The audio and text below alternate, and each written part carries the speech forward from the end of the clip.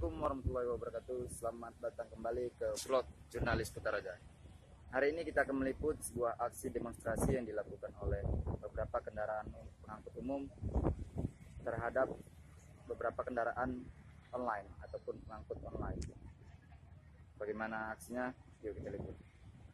Ciao.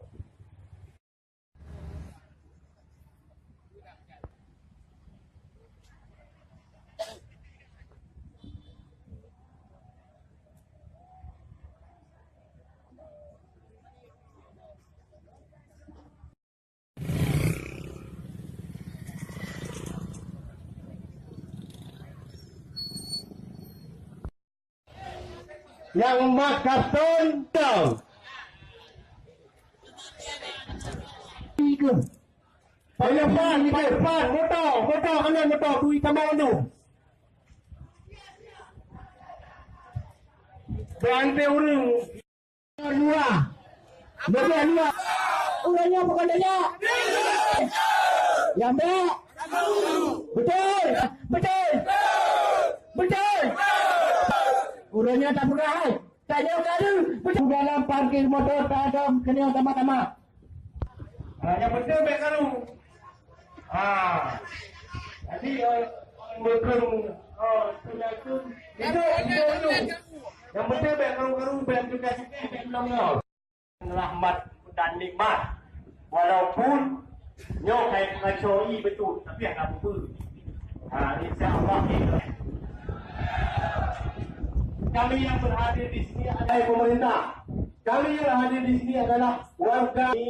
Mudah-mudahan ini dikabul. Yang di bawah koalisi tersebut ada Asbari, Teksi Ulele, Pelabuhan Ulele, ada Teksi.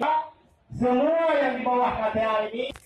Masalah kali ke mata. Pakiban kamu nak pemimpin.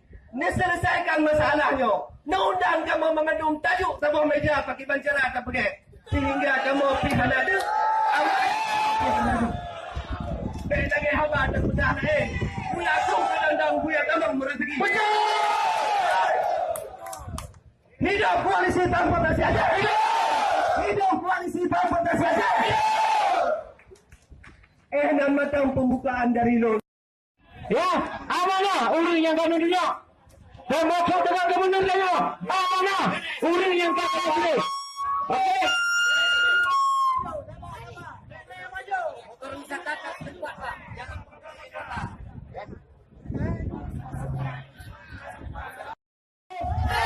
Dia tanya pilih rakyat yang membuat kunci. Yang punta dan belakang apa? Bahaya. Yang kedua, tak pernah apa-apa. Bahaya pemimpin. Tak pemimpin.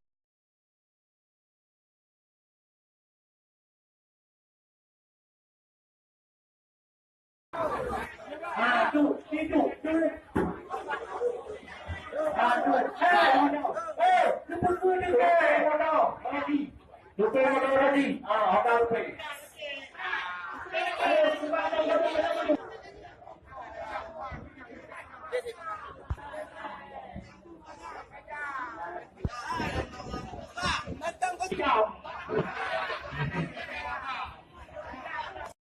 Mungkin Pak diundang di Pak Gubernur Pak Rejo di mana.